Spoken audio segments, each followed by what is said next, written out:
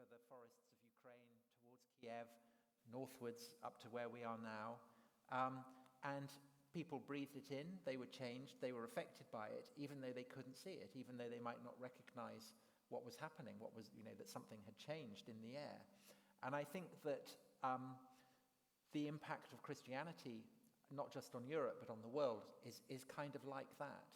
That, of course, we can recognize the way that Christianity, in the form of churches and Bibles and priests and popes and so on, has changed and affected the course of Western history.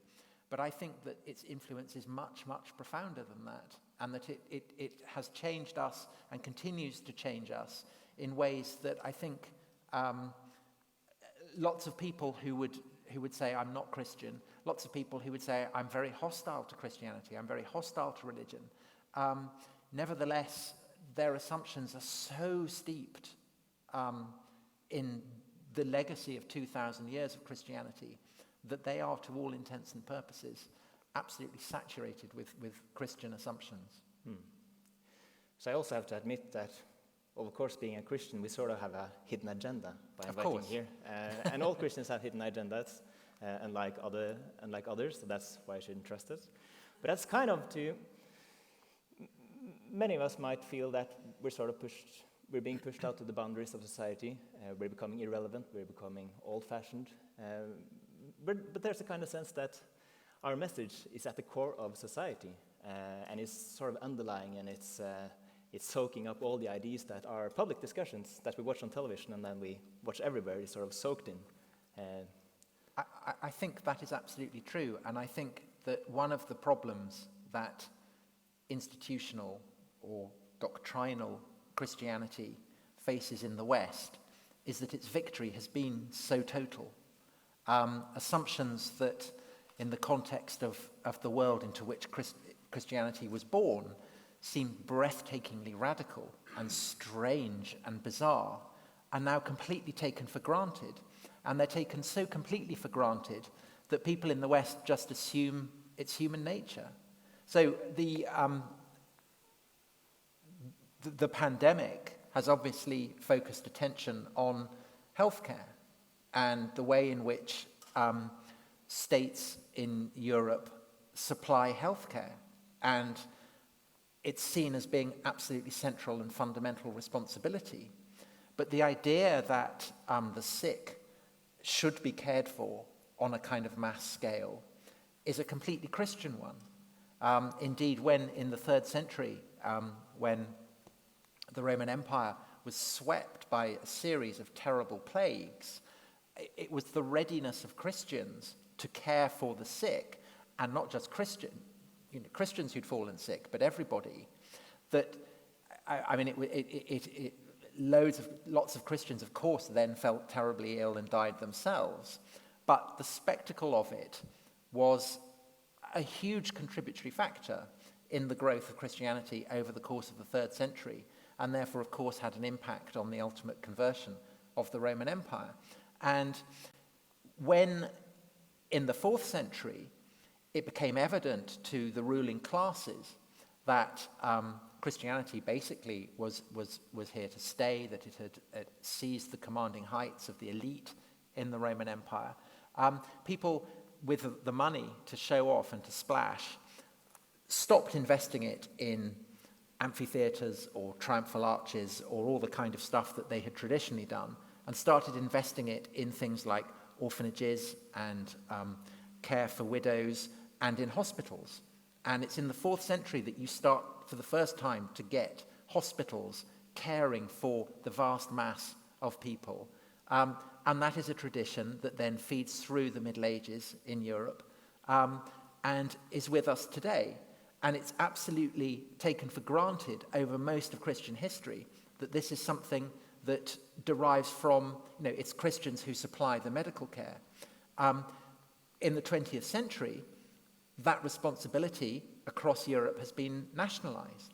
And I don't know what it's like in Norway, but certainly in England, you are forbidden to proselytize. The dimension of the spiritual, of the religious has been completely banished from hospitals. But the existence of, there would be no tradition of public healthcare like that without this legacy of healthcare that derives from Christianity. And that's a kind of obvious example, I think. Yeah, so let's get back to the present. But I thought we could start at the very beginning, because you write about the big cultures that people like to look up to, and you study them. And in the beginning of Dominion, you sort of do this thought experiment. Then imagine just walking around looking at people crucified without sort of that Christian assumption. Because being crucified was, of course, for the lowest of the low. That was slaves, that was criminals. And it was a very public executions for others to see and to be frightened. Well, so the book opens with a description of crucifixion, of what it meant, what it was to be crucified. And I did not initially begin the book with that, but I'd written about 3 chapters, and then I was talking about this to you a minute ago, I went to northern Iraq to make a film about the Islamic State and the impact it had had on Christians and Yazidis, a religious minority in northern Iraq. And this was in 2016, so Islamic State was still very much a presence in northern Iraq. And we went to a town called Sinjar, which had been occupied by the Islamic State and had been a home to the Yazidis. There are about 250, 300,000 of them. And they are seen by radical Muslims as not just pagans, but as devil worshippers, which is an absolute, is not true at all, but they are, in the opinion of the Islamic State, they deserved to be essentially wiped out. And so notoriously, the women and the girls, many as young as 8, were rounded up, enslaved, taken away, used in every conceivable way, so unspeakable treatment. But the men were slaughtered, and many of them were crucified. And when I went to Sinjar, the Islamic State had been pushed out by the Kurds about a few weeks before, but they were camped out about a mile or so across flat land. And it was terrifying. I mean, I'm not a brave person, and I hadn't intended to go anywhere near Islamic State. So I was very scared at the thought of being captured and being beheaded on YouTube or whatever. But when I got back, I realized that actually the real horror had been being in a town and knowing that there were people within striking distance, within mortar distance, who viewed crucifixion as the Romans had viewed crucifixion. In other words, the cross to the Islamic State had nothing of the significance that it has for us, even in the most secularized West. If you're lying, you've been knocked over and a van comes up and it's got a cross on the side, you don't have to be a Christian to know that this is good news. The cross, for most people, subliminally, it's a good thing. But for Islamic State, it was served as it had served the Romans, as an emblem of their absolute power. And I came back and I remembered the kind of sense of dread that thinking that had filled me with. I had experienced crucifixion as someone in the Roman world had experienced it, as something that kind of knotted the stomach up with dread and fear. And for the Romans, the cross was an emblem of their authority and their power to torture to death anyone who opposed them. And there were 2 particular categories. One of them, of course, is people in the provinces who think to resist Roman authority. But more fundamentally than that, crucifixion is seen by the Romans as the punishment to be inflicted on rebellious or uppity slaves. And crucifixion is seen as being the essential form of execution for a slave, not just because it is agonizing, not just because it is protracted, because it lasts for hours and for days, but because it is public and therefore humiliating and shaming. So when you are nailed to a cross or strapped to a cross or bound to a cross, your suffering is public.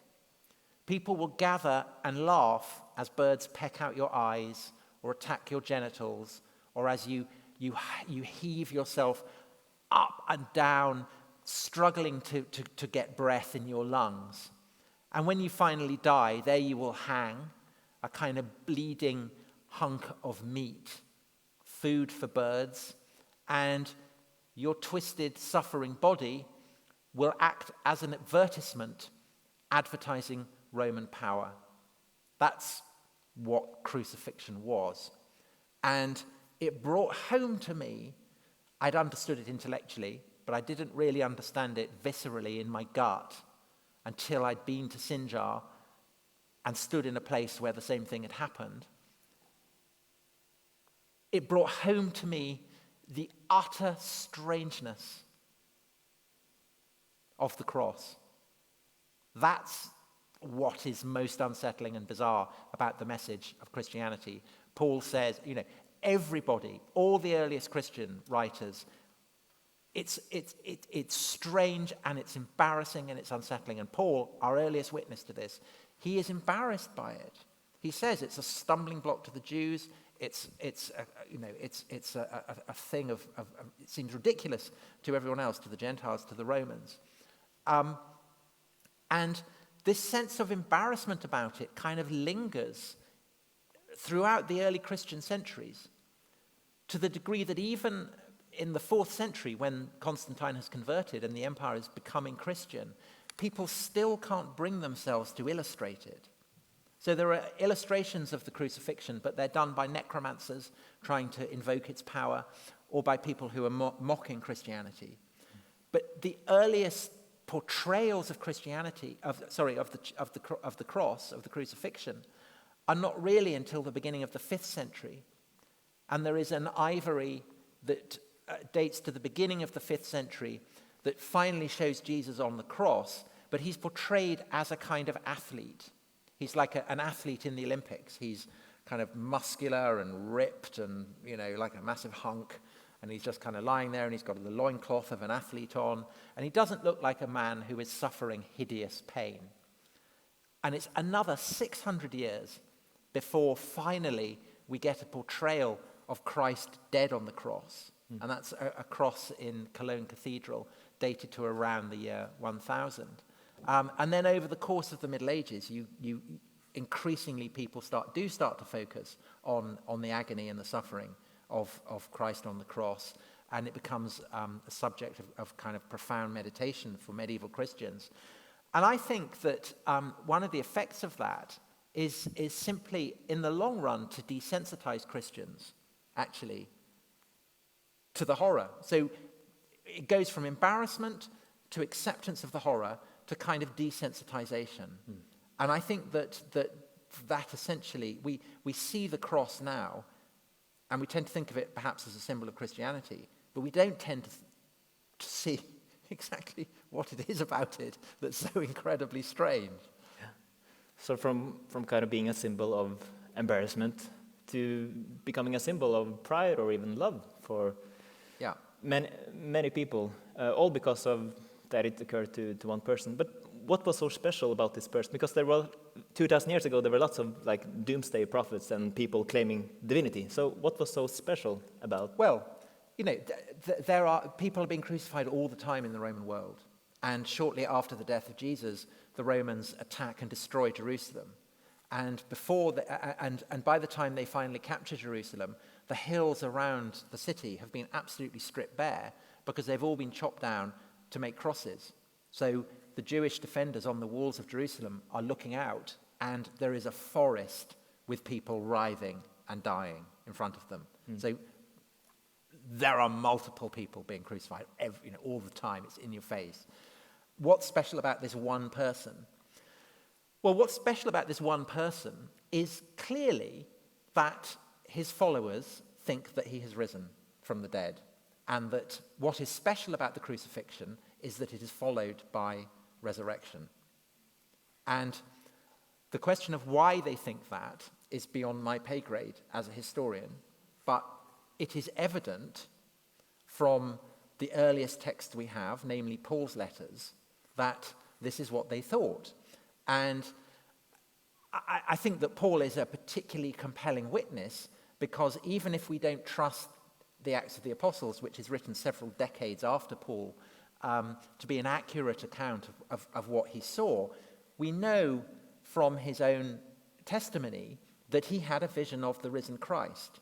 And we know that he had persecuted the church before that. And so we know that it is a profoundly unsettling and unexpected vision for him to have. And it's clear from his letters that they are an exercise in trying to work out basically what's going on. You know, who is Jesus? Why has he had this vision? How does this relate to the great legacy of Hebrew scripture? And Paul's letters, of course, are not statements of doctrine. They are, in a sense, kind of dramatic monologues in which this man is trying to make sense of something so strange that, as I said, he kind of feels embarrassed about it. And his answer is that clearly derives from his reading of the Hebrew scriptures. You know, he's been raised in one understanding of the Hebrew scriptures, and now he's had this vision, and he goes back and he looks at them in the awareness of this vision, and he kind of finds the message written there that he hadn't properly appreciated. And this message, as he understands it, is that Jesus, who suffered death on a cross, in some strange way that Paul doesn't seem entirely sure about, is in some way a part of the one creator God. And that, of course, is the stumbling block for the Jews, because how could a man be playing that part? So Paul entirely understands that. But it's also, you know, ridiculous to the Romans. And it's ridiculous to the Romans not because a man has become a god, because the Romans entirely accept that. The fastest growing cult in the time of a lifetime of Jesus is the cult of Augustus Caesar. And Augustus is the son of a god. His title, his name is Divi Filius, son of a god, because he's the son of the deified Julius Caesar, the adopted son. And Augustus and his followers, they have euangelion, they have good news to proclaim. And this good news is that the world had been ravaged by chaos and disaster, and a man has been born, heralded by extraordinary signs. These signs, were, according to Suetonius, were so extraordinary that the Senate was unsettled by it and vowed to slaughter all the babies that had been born in that year and were only averted at the last moment. So a kind of eerie echo of the massacre of the innocents. And Augustus had against all the odds, he had brought peace to a terrified world.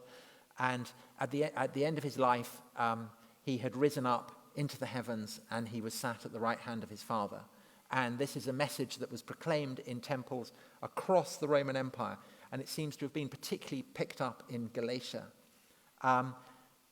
Paul, going to Galatia, writing to the Galatians, knows that there are all these temples to Augustus, that there are great kind of friezes where Augustus gives, he proclaims this euangelion, this good news everywhere, that this son of a god has ascended into heaven, but looks down and will continue to provide a reign of peace over the entire world.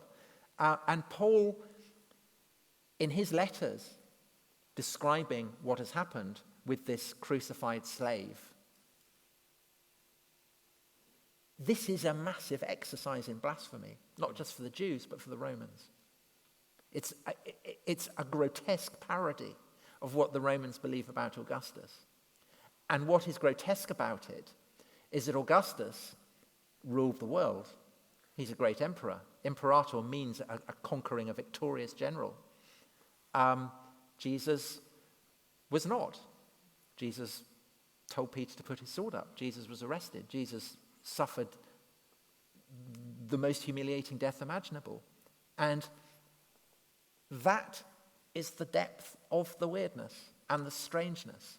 And the problem for us now is that as a society, we are absolutely conditioned to believe that it's better to suffer than to inflict suffering.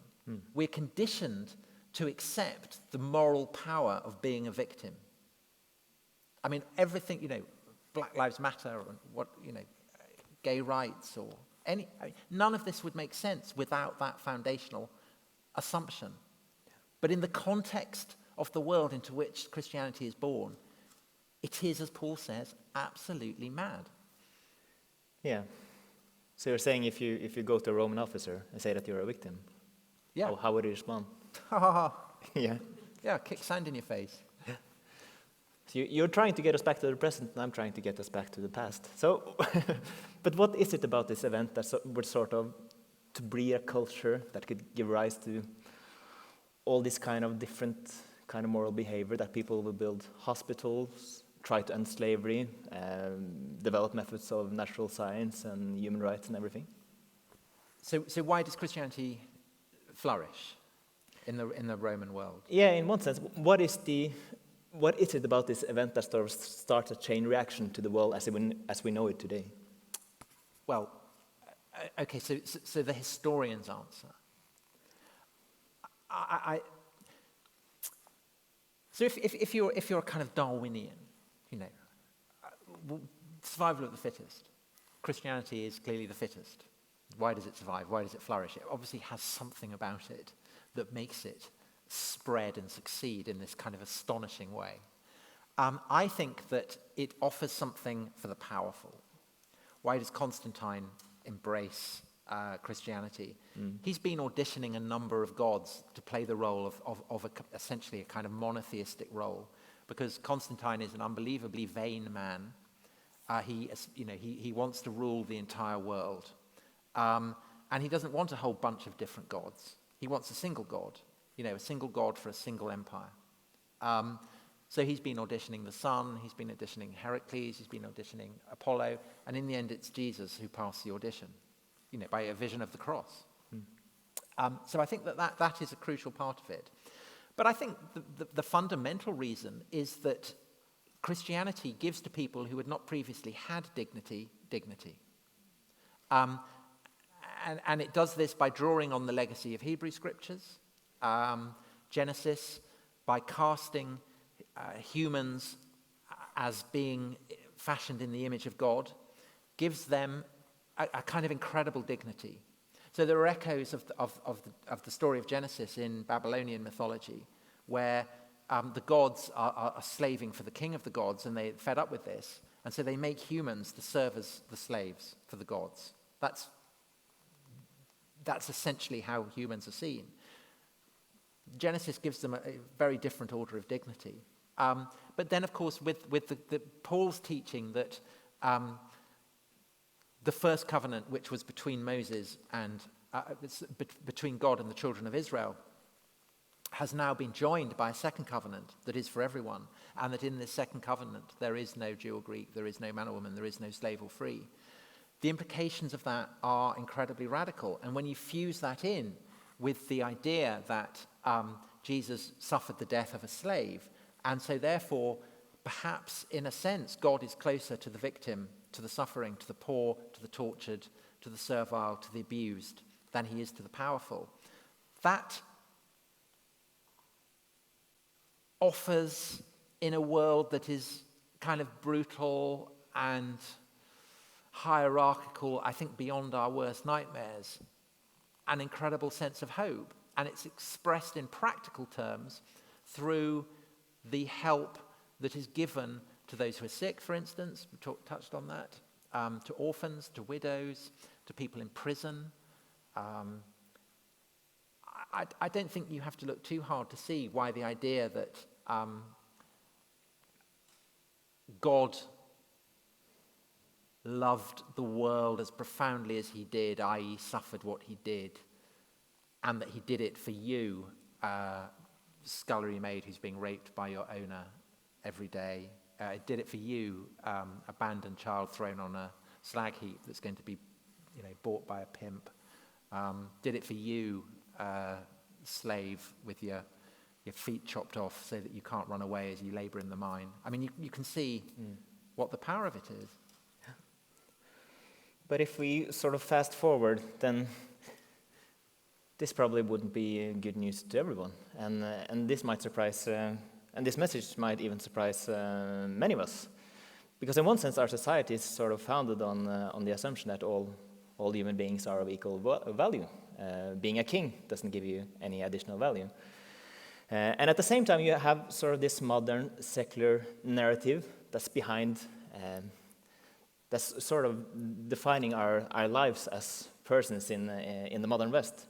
And that secular sort of creation myth goes something like this, that, well, we came from somewhere. There were sort of aspirations for reason and science back with the Greeks and the Romans. But of course, then Christianity and superstition comes and ruins everything and just pushes the world into the Dark Ages, until the Renaissance and the Enlightenment come and people start using reason to find their values, and we develop science to find out that we don't need to rely on gods and myths to explain the world. And so that's sort of our savior, and it's pointing towards a heaven where religion and superstition is no more, and every tear is dried. Well, there's so much to unpick there. Can I read you a quote? Yeah. Because in Lage, one of the projects that we do is that we investigate Norwegian school books that hundreds of thousands of youths is supposed to learn from. And we found some quite horrendous quotes in some of them. Many of them are good, but in some of them. So I just wanted to read you actually a quote from one of these textbooks. And this is called Intertext, and I've translated it briefly for you because you said that your Norwegian skills are still quite basic. Tack. So in this book it says, let's quickly have a look at the past. Imagine a society where religion, through the church, claims to explain all matters of society and nature. The population is not allowed to believe anything that the religion hasn't first approved of. This is a system where thought is not free, but free thought is perceived as dangerous because it threatens the institutions of power. In this kind of society, there are no forces that encourage science to find new and surprising knowledge, but quite the contrary. New knowledge is received with skepticism. Here, the human being is small, while God is large. This society is the Middle Ages of Europe. And then it continues to say that, well, gradually there grows a thought that the world was governed by natural laws and not divine powers. And then, of course, you have the heroes, that without fear, Voltaire criticizes the society he is a part of, and especially the church and religion. He was also a champion of natural law ethics, or human rights, as we would call them today. That is, in principle, that there is some basic rights for human beings given to us by nature. So not from above, but from I don't know where to below. begin with that. I mean, as I say, there is so much to unpick there. So first of all, on the idea that there was an age of science where Greeks sat around in sheets, kind of discovering things and putting it all in the Library of Alexandria, and then Christians come and burn it down because they're against science. And if any of that hadn't happened, we'd all be on Alpha Centauri by now. Which is a kind of quite, I mean, you said that, in the past people had their myth. People still have their myths, and that's the myth of kind of modern secular atheism. And it's a complete myth, because the idea that science and religion have always existed as categories is incredibly anachronistic. The idea of science is a very recent one. It's kind of, certainly in English, it only took on that meaning in the late 19th century. And the idea that there are things called religions that are separate from something called the secular, likewise, is a completely Christian idea, massively rooted in Christian theology. And I think you're an economist. Isn't there something that Keynes said, that every no-nonsense person who believes that he has a kind of common sense opinion is actually just recycling the views of some superannuated economist or something like that. But I would say that by and large, almost everything that most people today take for granted is simply the reflection of some forgotten theologian. And actually, the theologian in this case isn't forgotten because he's the towering genius of the Latin Church, and it's Augustine. And the idea that we have religion and we have the secular, and that these are somehow separate, basically derives from Augustine. And it follows on from the sack of Rome. I mean, it's kind of amazing that the idea of the secular, we probably wouldn't have it if Rome had not been sacked. And the reason for that is that in the wake of the sack of Rome, all kinds of people who are opposed to Christianity in Rome say, well, oh, look what's happened. We've turned to Christianity, and now Rome is being, invaded by barbarians. So obviously we should have stuck with the old gods. And Augustine turns around and says, no, not at all, because actually, Rome is not an eternal city.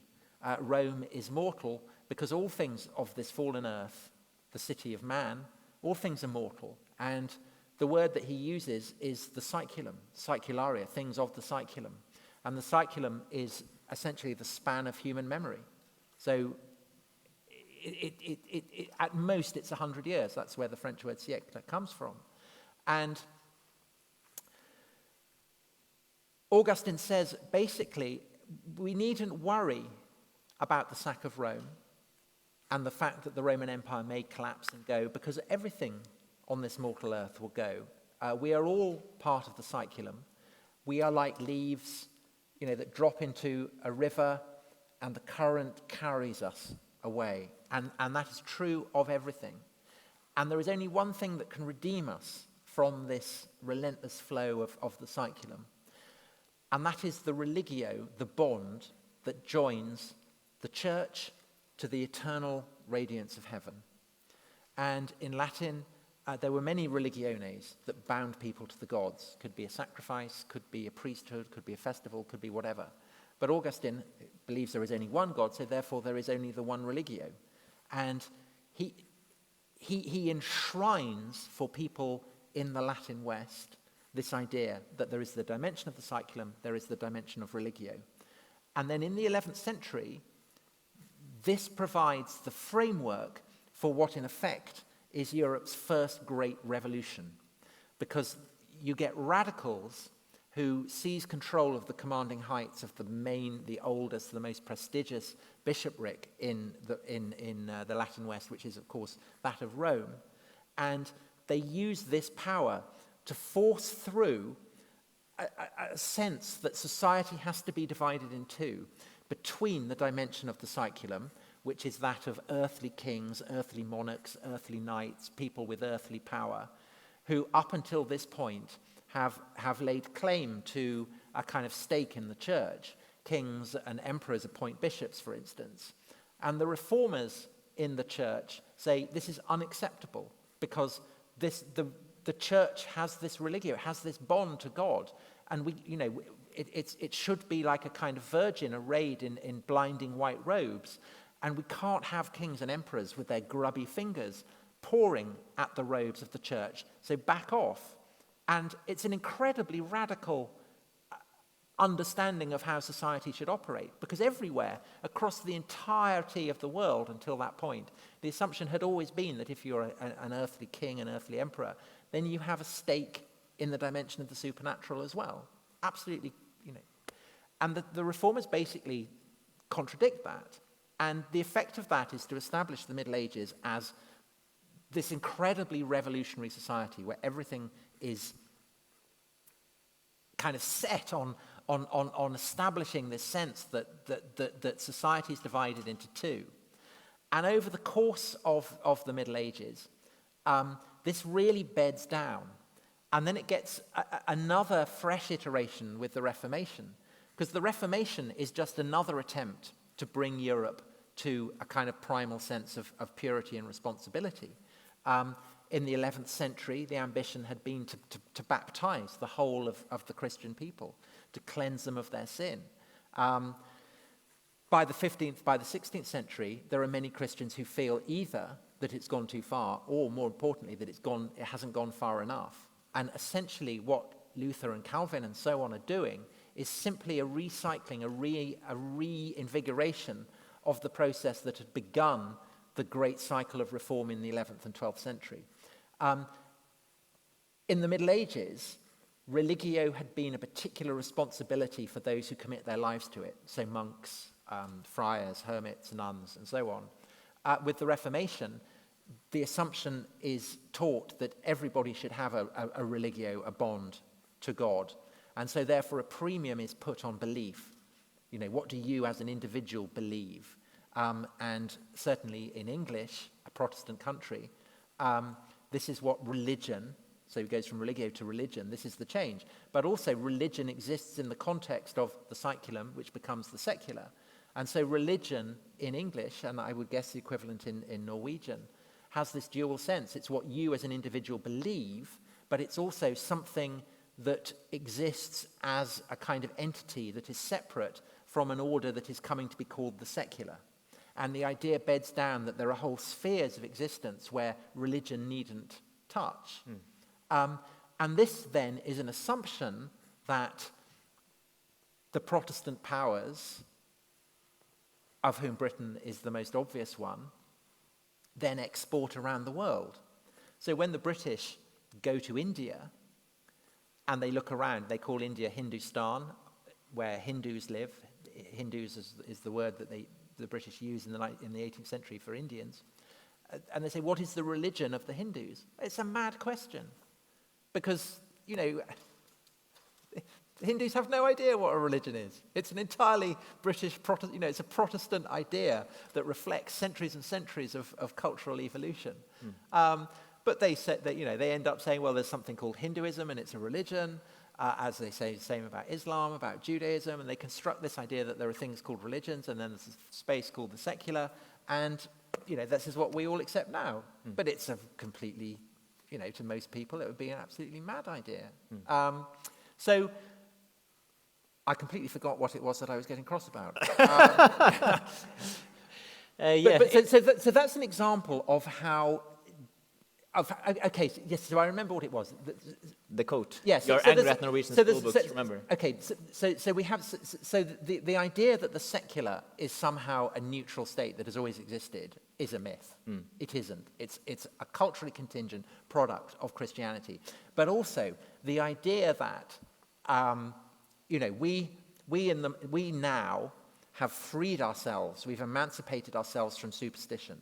We have toppled the idols that previously were erected, and previously we were in darkness, and now we have brought ourselves into light. This is the idea that essentially the passage you read me kind of is reflecting. And it reminds me that Norway is, of course, a deeply Protestant country, because that's exactly what the Reformation was about. The Reformation was about banishing superstition, toppling idols, bringing people who had walked in darkness into light.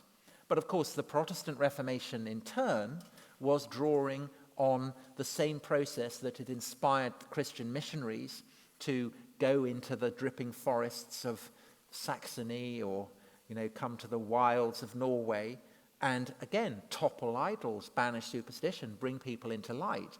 And even before Christianity, this is what was inspiring the Hebrew prophets. So that language comes from the Hebrew prophets.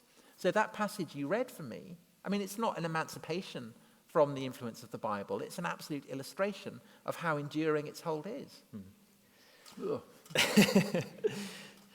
So in some sense, concepts like religion and secular are sort of steeped in Christianity. We just had our elections in Norway. And I remember a discussion a short time ago where we discussed whether religion and politics should mix. And I kind of asked, well, what's the alternative? Like, politics is just ethics in large scale, because it's about questions about what should we promote, or what kind of goods should we pursue. And ethics is sort of trying to define what is a good. And religion is often what we call like the search for what is true and good.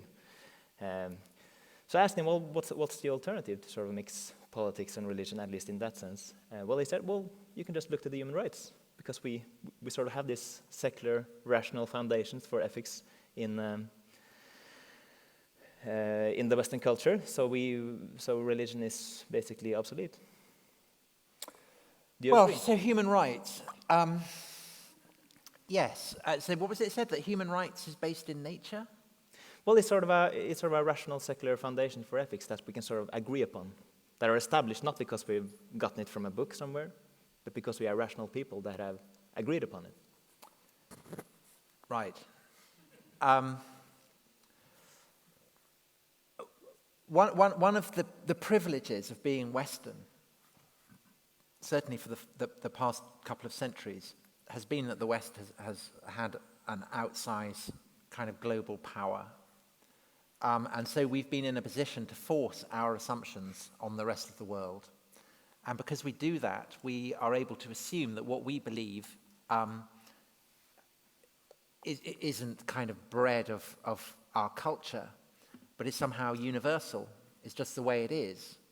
And so I would say that the idea that human rights are obvious, that they're universal, that they just exist, is precisely such an idea, because it's a completely theological concept, and it requires at least as much a leap of faith to believe in human rights as it does that Jesus rose from the dead and is seated at the right hand of the Father. Because the idea of human rights didn't just kind of emerge from nowhere. I mean, it's not a kind of universal. You don't get the idea of human rights appearing everywhere.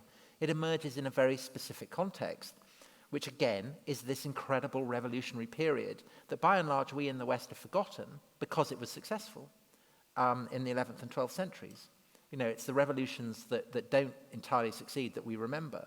The ones that do succeed, we don't, because we internalize them. The church in the 11th century, you know, it's kind of willing itself to become sovereign, to emancipate itself from earthly kings, and to kind of establish a kind of concept, a framework of the universal that any Christian can appeal to over the heads of local lords, local kings, emperors, whoever. And to do that, there has to be a framework of law. And Christians, unlike the Jews or Muslims, don't have a great corpus of law that is written down. Paul said, you know, the law is written on the heart. That's where you have to look for it. But this kind of makes it problematic if you are, you know, the churches, you're constructing a kind of sovereign state in which an ability to provide legal justice is fundamental to its purpose. You need to construct a body of law. And so by the 12th century, this is becoming evident. And so you start to get institutions emerging that emerge to solve basically precisely this problem. And these institutions come to be called universities. And the framework of law that people are trying to construct, you know, there's a hint in the word it's meant to be universal. And the lawyers who do this obviously look to Scripture more above all. They also look to the canons that has been issued by the church over the centuries, so that's why they come to be known as canon lawyers. But they look above all to the Gospels. And in the Gospels, it's evident from Christ's teachings that the rich have a responsibility to the poor. That's the teachings of Dives and Lazarus. And the implication of that is one that these canon lawyers then start to tease out, because if the rich have a responsibility to care for the poor, then presumably the poor have a right to certain things that the rich can give them. The poor have a right to dignity, to shelter, to care, all these things.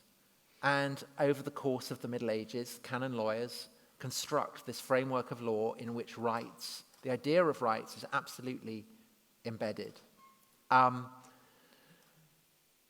So the idea that there's anything self-evident about this is a nonsense. And the truth is that it's absolutely rooted in theology, and it's absolutely rooted in faith. It's rooted in the conviction that, what Christ is saying is true, that the rich do have a duty of care to the poor, and therefore the poor do have a stake, do have a hold on the rich. And I think that the great shadow that hangs over the kind of modern assumption that human rights are self-evident and that they're rooted in nature is of course Darwin, because although Darwin didn't actually use the phrase survival of the fittest, it was his cousin who coined that. And within a very short time after the publication of The Origin of Species, the idea that Darwinism could be summed up as survival of the fittest was going like wildfire. And that idea culminated in Nazism. And there's this... The Nazis looked at nature and said, this is all about the strong. The weak are a kind of drag. If we don't eliminate the weak, then we're doing what's wrong. The Nazis didn't, euthanize and practice genocide simply for the fun of being evil. They didn't think they were being evil. They thought they were doing the right thing. They thought that they were acting in obedience to the laws of nature.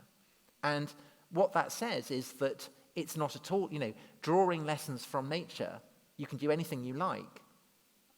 By and large, it will reflect your own image back at you. So, of course, liberals look at nature and say, oh, nature's liberal. Nature teaches us to be liberal. A Nazi will look at it and say, nature teaches us to, get rid of the weak, because it will kind of pull back the rest of the troop of apes as they prepare for war with the rival troop of apes. So if the Nazis had won the war, I'm sure that our conviction would be that nature teaches us to be fascist. This is very interesting, and I have so many more questions and possible objections. But I think that the topic for tonight, like how did the Christian Revolution create our civilization, that we can say check, because we have at least gotten some idea about possible responses. So I thought we could actually leave the floor to you, and I should just mention that the quote that I read to you from this school book has been handled by Bjørn Are Davidsen in Lurt av læreboken. It's possible to purchase afterwards. And you can, of course, also purchase Dominion to get the full 600-page story that we're just briefly touching the surface on now. And perhaps it's even possible to get it signed by the author. What do you think? Do we have a volunteer that can walk around with the microphone? I know there's a microphone available, at least. Handheld microphone? Yeah? Can you confirm it, technician? Oh, great. Thank you. And we can start taking questions. And you can give questions in English or in Norwegian, if you're more comfortable with that, and the Spirit will provide interpretation. Or I will speak in tongues. I can, perhaps I can help if it's hard. Hello. Yeah, thank you very much for a great talk, and thank you for the dinosaur talk earlier this day at the university. As a dino kid and also as a Christian, it was perfect synthesis. But I want to follow up with a question I asked you, in person, and that was if you could be accused of doing a sort of a re-enchantment project like Charles Taylor, for instance, with this secular age. And this is sort of a grand narrative. And then you said that non-verbatim, you said that you are actually you are disenchanting the secular instead of re-enchanting the world with the Christian mythos. As you said, as Taylor has also said in his secular age, that the atheistic, materialistic view of the world is also a myth. But then my question is, what now? If we are thrown out into a world in which we can choose to be Christian or Muslim, and if we choose to be atheists, then that is also a choice based on a sort of myth that we hold to be true. So my question is, in a post-secular age, to use the phrasing, what now? Well, I think absolutely that that secular liberalism has its myths. I think we touched on human rights as an example.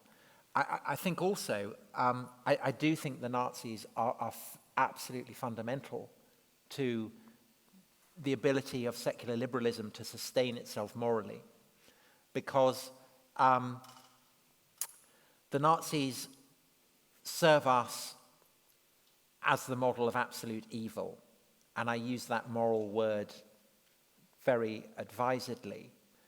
And they serve us as the model of evil because the Nazis, unlike, say, the French revolutionaries or the Russian revolutionaries, which did target institutional Christianity and religion, but nevertheless in their conviction that the last shall be first, and their certainty that a time was coming when sheep and goats would be divided and a new Jerusalem would be built on earth, clearly are going with the grain of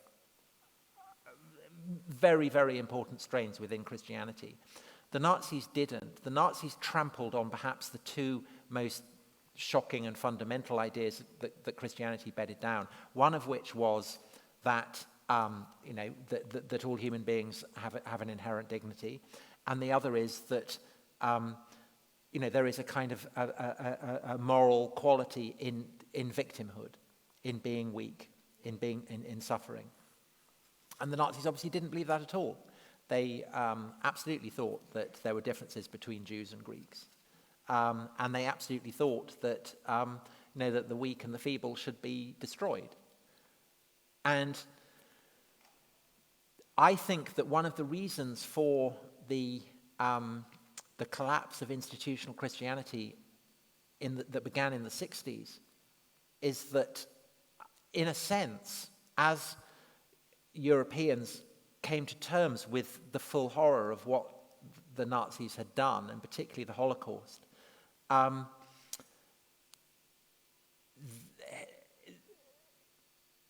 that provided a kind of more vivid mythology than Christianity could provide.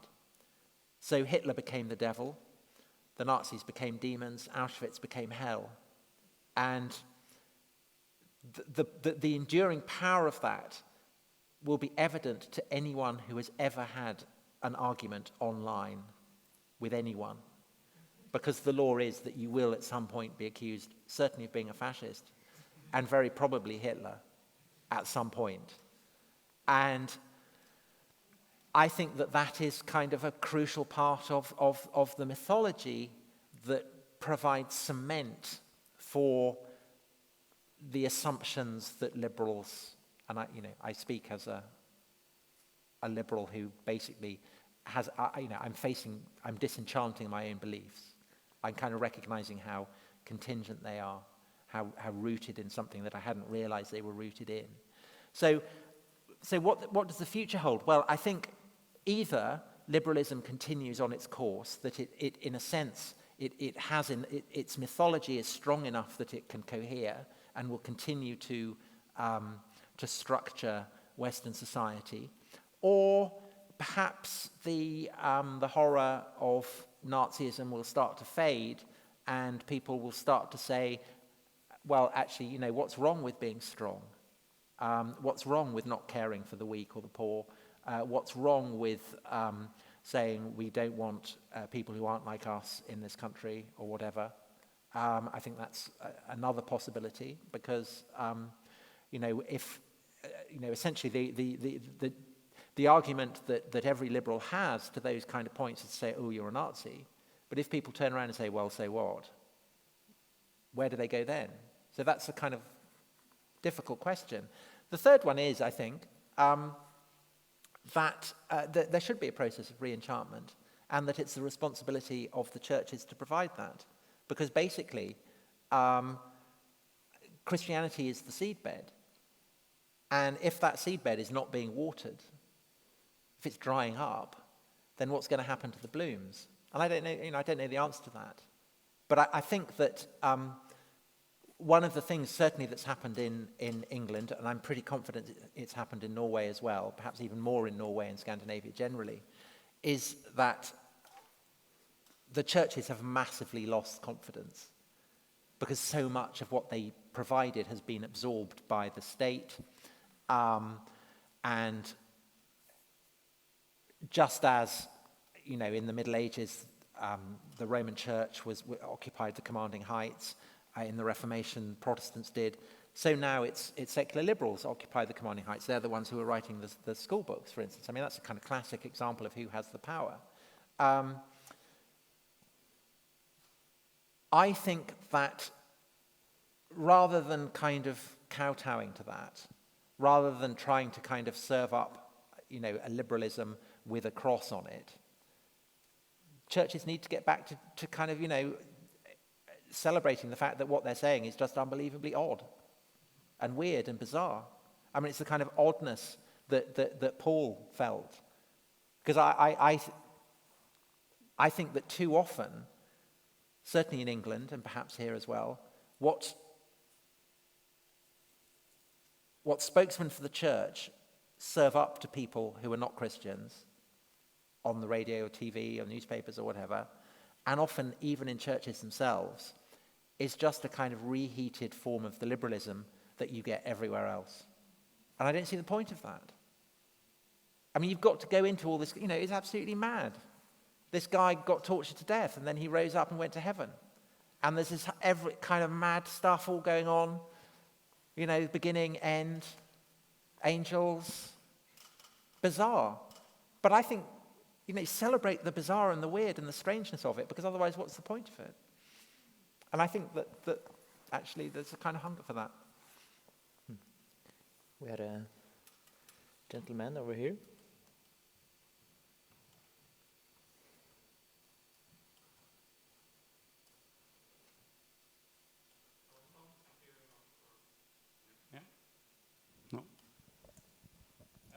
Okay, yeah? Yeah. Oh, there you go. Thank you, Tom. It was very nice of you to come here and lecture us. I was very happy it was you, Tom Holland, and not the actor portraying Spider-Man. That was I've been waiting for lecturing. that. Yeah. I've been waiting for that. We have the great cricketer and historian. That's very nice. Reading your book and maybe listening a bit to René Girard, for example, I get the idea, or I get at least the impression that I want to get, is that Christianity is very unique and maybe completely unique. And for me, that brings me great comfort, at least as a Christian. And it seems also from what you said here today that seems to be true. But is there any? Do you have any arguments against that? For example, that is my first question. That it's not unique. It's just a retelling, reliving of a previous myth or previous man-made god or something. And my second is more and more historically. It's regarding in your book you mention, among other things, how dramatic the Christianity's view on marriage, on marriage between a man and woman not longer being arranged, but a matter of free will, if you would like. Yeah, thank you. Is Christianity unique? Well, nothing comes from nothing. Christianity, think of it as a kind of great lake being fed by different rivers. It's not a coincidence that Christianity emerges in the context of a would-be global empire, when for the first time the whole of the Mediterranean and much beyond has been brought under a single authority. And the conceit of the Romans is that their imperium is sine fine, without limit, universal. So that's a kind of crucial context. And it provides a space in which various traditions, of which the Jewish is obviously the most important, but also Greek, Persian, and indeed Roman, confuse and mix. And this is going on all the time. There are all kinds of different mystery cults. The cult of Augustus would be an example of it. It draws on all kinds of different elements. But Christianity is the most successful, and it's most successful because I think the configuration of it is unique. And I think that it's a completely, it radically reconfigures the way that, in the long run, vast numbers of people on the face of the planet end up thinking. And that's why even atheists and agnostics can't do anything about the dating system. In English it's BC, before Christ, and so it gets changed to BCE, before the Common Era. But that's just, you're still admitting the same thing. The Common Era is the era heralded by Christianity. And I think that there is a kind of further irony in this, because, talking about this idea of the secular and the religion, what Christianity has done, or rather what Christians have done, is reconfigure the rest of the world into Christian form. So Jews who up until the time of the French Revolution thought of themselves as a people, the people of Israel, were obliged to start thinking of themselves as belonging to a religion called Judaism. And now in Europe, and indeed beyond, Muslims who previously had thought of themselves as belonging to an ummah, that Islam was just, a bit like, is just the way things are. Now they have freedom of religion in the West, but that requires them to think of themselves as belonging to a religion. So in a sense, the influence of Christianity on the world has been so profound that it's kind of reshaped and reconfigured other cultural frameworks to look like itself. And I think that may well be a further problem for Christianity. Because the kind of orthodoxy of multiculturalism is that, of course, you can all have, all religions are basically the same. Again, I don't know what the education system in Norway is like, but in England, my daughters went to a Church of England school, and they went to do RE, religious education, and there they were basically, they didn't study the Bible or anything like that. It was basically, what do Hindus think about smoking? Why is it, what's the similarities between a mosque and a Sikh temple or whatever? And basically the whole thing was basically all religions are the same.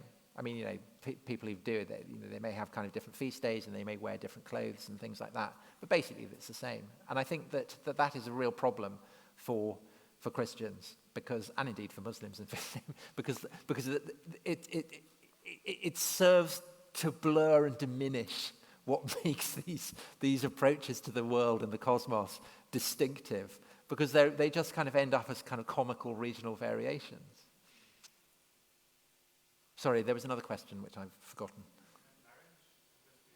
Oh, marriage. Oh, goodness. Have we got time for marriage? Give us the summary. Are there other questions? I should probably... Yeah, I think we can... Unless you want me to talk about marriage. Yeah, there's one here. Oh.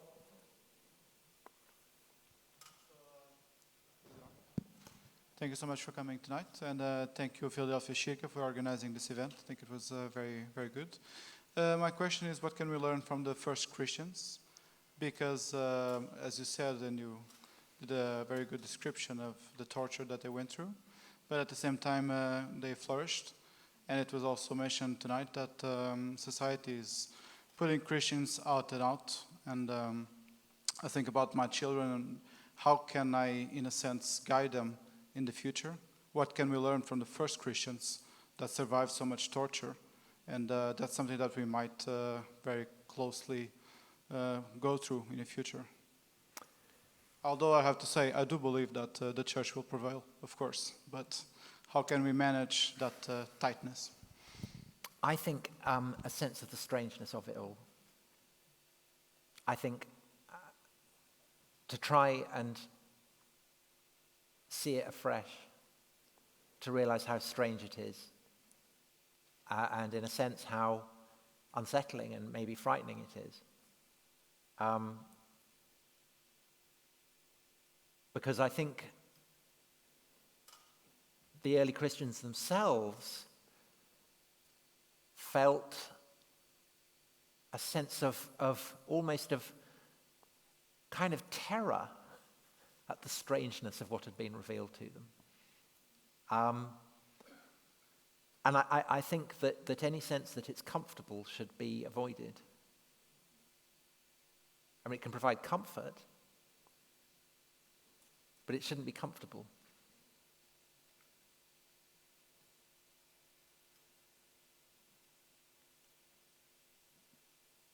Is it other?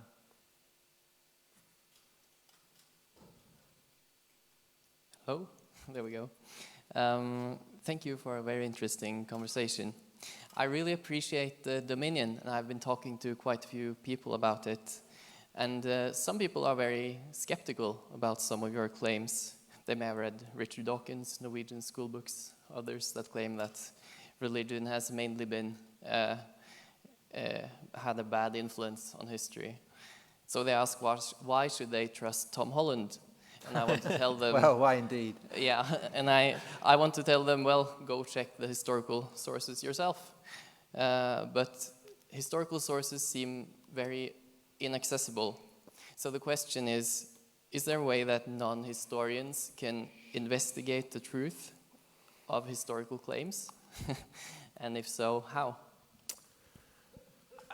Well, I mean, people can only trust me if they think that what I'm saying is, accurate or convincing. And of course, I mean, people are perfectly able to think it's all ridiculous. The argument that I'm making is one that draws on my understanding of what the historical evidence is. And so I can't imagine a variant of that argument that doesn't depend on looking at the historical evidence. There may be other ways to make it that maybe are theologically based or philosophically based. I don't know, because I'm not a theologian or a philosopher. But it does seem to me that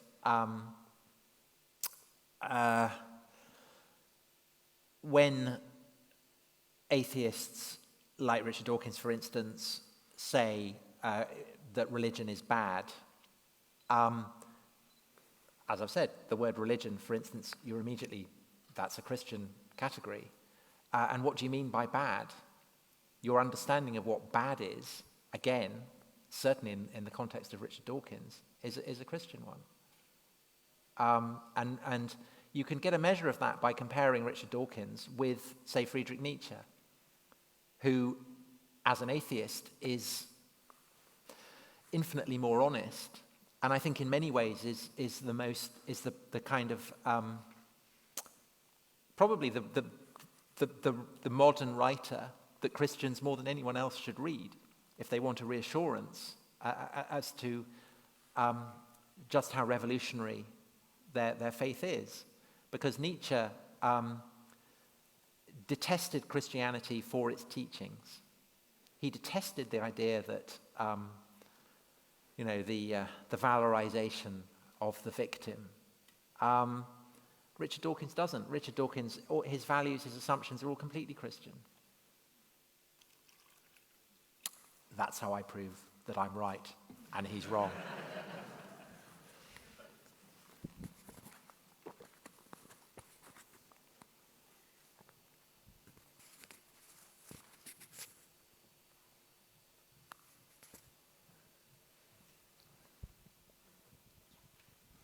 Hello, thank you for a very interesting speech and also a very interesting book. I have one question related to also a fundamental Christian belief, and that is that a human being is a fallen man. And at least in my Christian tradition as a Catholic, that means that the human being is both good and evil. There is something good in man as such.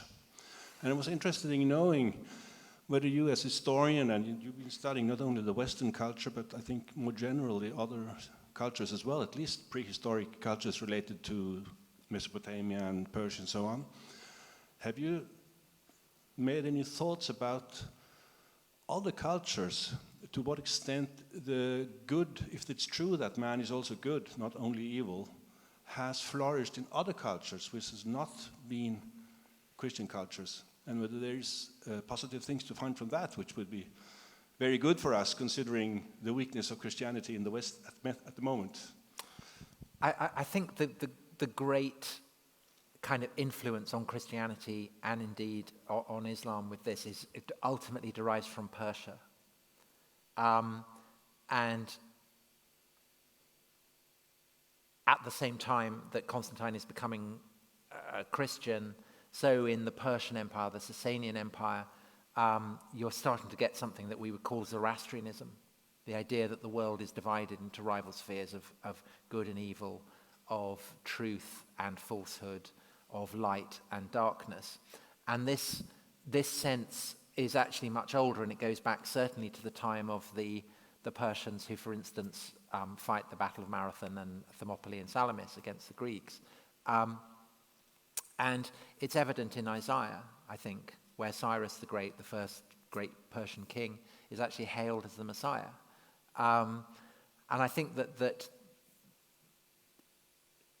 what is, and it's one of the things that kind of got me interested in this whole subject, was realizing that the Persians were the first people really to moralize the idea of empire, to say that there are dimensions of good and evil, and obviously the Persians equated their empire with good, which in turn meant that anyone who didn't accept their empire was bad, an axis of evil, if you like.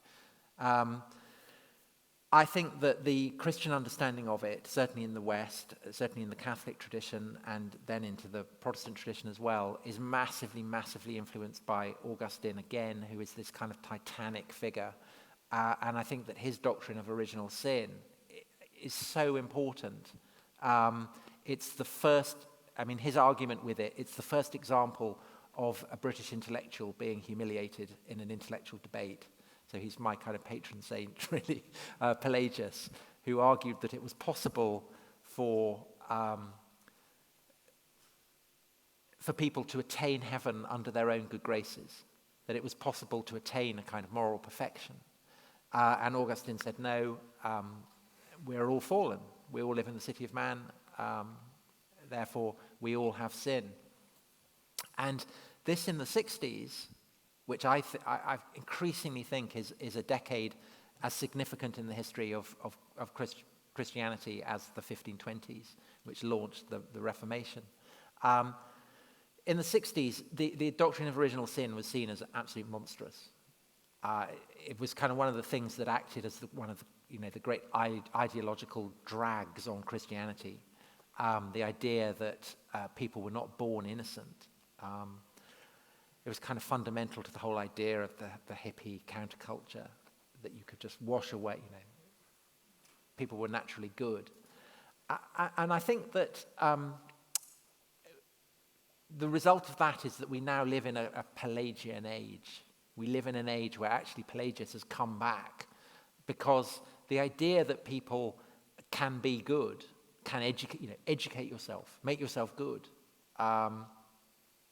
awake, become woke, become awakened, is certainly in America and Anglophone countries is a kind of idea that's absolutely sweeping cultural, intellectual life in America. And I think that the downside of it is that it risks a kind of terrifying degree of intolerance, because if you can make yourself perfect and you haven't made yourself perfect, then you should be condemned. Whereas actually I think certainly what I've come to realize, is that the doctrine of original sin is very, very democratic, because everybody's evil. Everybody has a taint of evil in them.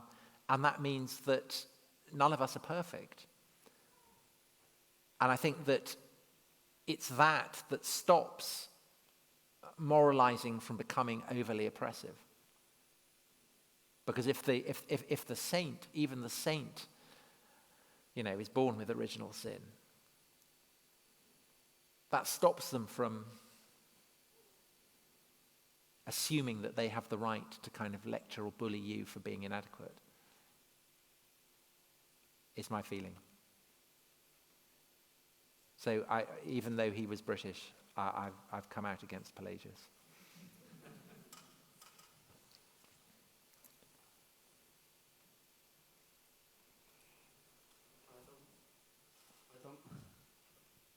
Is this on? Yeah. Hi. Yeah. Thanks for a great talk. I have a bit historical question, but it is also a bit personal, so you have to decide if you how much you want to answer. But early in the talk, you talked about the significance of the cross, and obviously you don't have any problem with acknowledging that this is a historical fact. And then you started to talk a bit about the resurrection. And if I quote you right, you said something like, that is the obvious explanation, the disciples' belief of a resurrected Jesus, which made the church explode. So I want to ask you, as an historian, what do you make out of the historical facts that the first Christians believed in a risen Christ? I don't know. I'm fairly sure they believed that he'd risen from the dead. How and why they came to believe that, I don't know. And I can't answer that as a historian, because we don't know that. And it's a mystery that is comparable to why Muslims believed that the Quran was divine in its origins, which likewise they seem to have done right from the beginning. And I don't, there are kind of mystery. It's kind of like the heart of a great nuclear reactor. Historians cannot approach it. I don't know the answer to that. And trying to answer it would take one into a field, I think, beyond history. He also knows N.T. Wright, so he's probably gotten the best possible presentation of the case for the resurrection.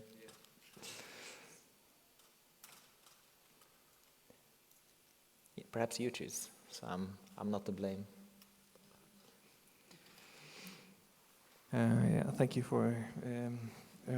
I really agree with you with the origins of the concept of human rights, but still I wonder, and maybe I'm moving from the descriptive to the normative here, but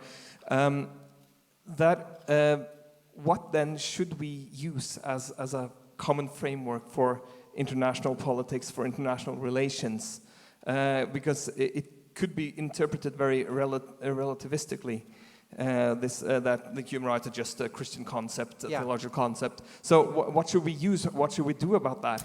Do we need it as a myth, and in that case, is it dangerous to kind of reveal it as a myth?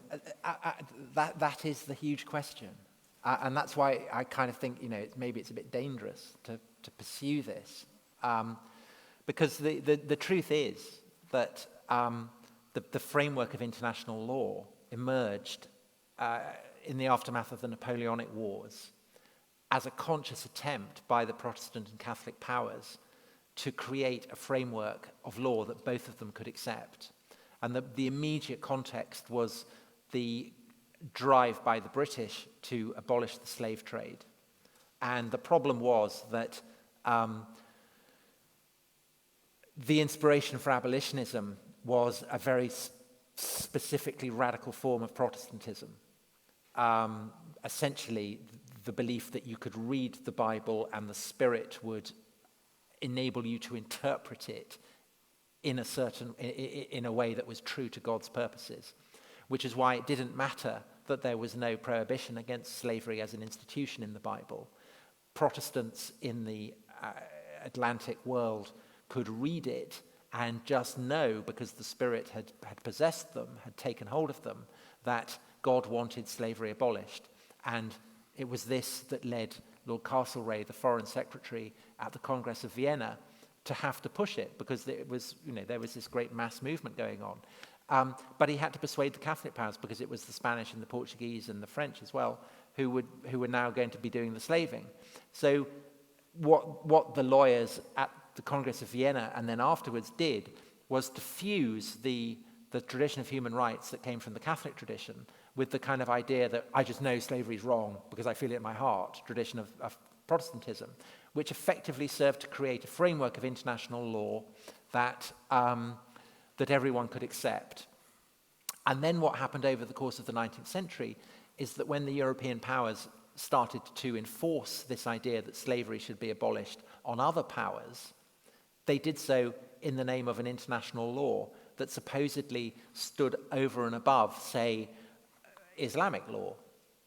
And this was essentially an expression of European strength over Ottoman weakness. And the more powerful that European and then American power became, the more they were, lawyers from European and American countries were able to impose this. And in a sense, the Charter of the United Nations is the kind of ultimate expression of that. And I think that you can see that as Western power retreats, so its ability to pretend that the framework of international law is not an expression of the West's period as the global hegemon becomes more and more obvious. And I think that's a huge part of what is going on with the rise of China. And it's why people in the West find it so unsettling. And the truth is the Chinese are right when they say that all of this is culturally Western. It is. But obviously, the problem for liberals in the West is that if that's the case, on what basis do you say it's true? It's not a problem for Christians. Because a Christian can say it's true because it happened. Christianity's true. What does a liberal do? A liberal say liberalism's true. I mean, it's a huge problem. And possibly an opportunity for Christians, actually. I think we have time for one last question.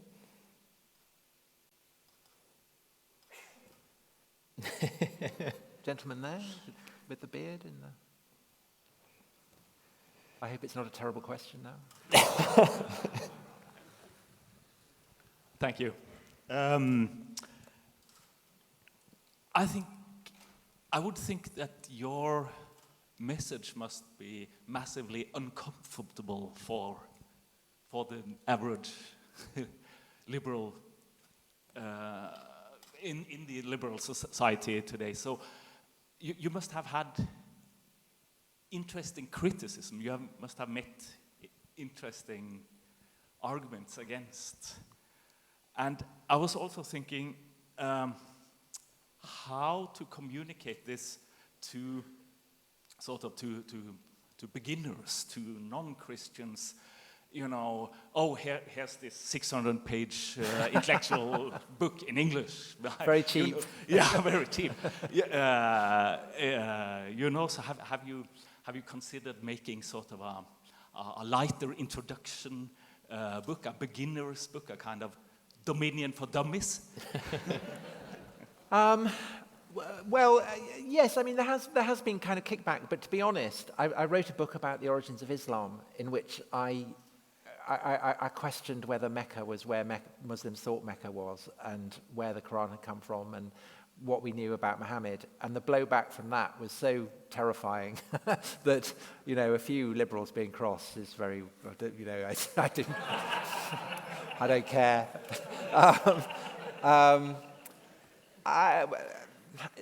I don't see that I'm not doing it as a proselytizer. I don't feel I have a sense of mission. It's the conclusion that I've come to, doing what I do, which is writing books of history that are designed to be accessible to the general reader.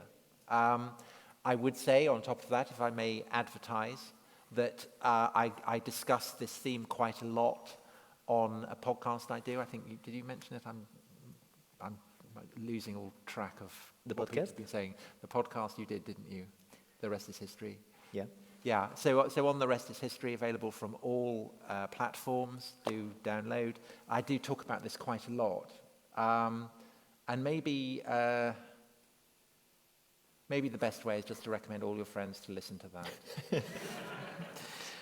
I chose wisely in picking you out, sir. Thank you very much. I think your co-host, Dominic Sandbrick, almost made a drinking game out of your podcast. Did. That each time you drag Christianity into some obscure topic, then... Yeah, it is a running joke. Yeah.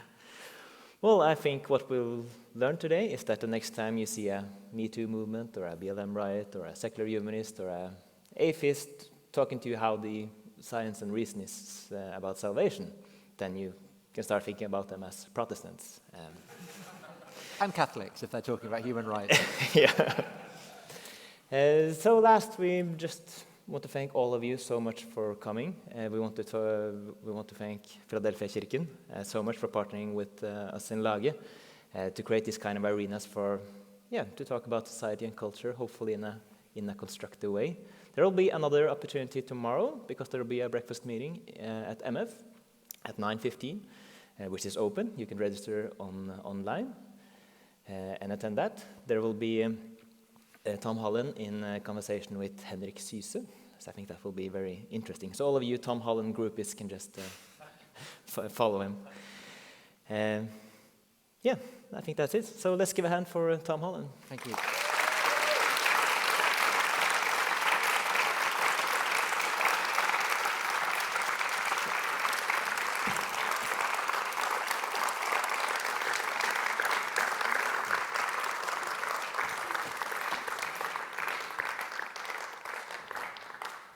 And his book is available downstairs.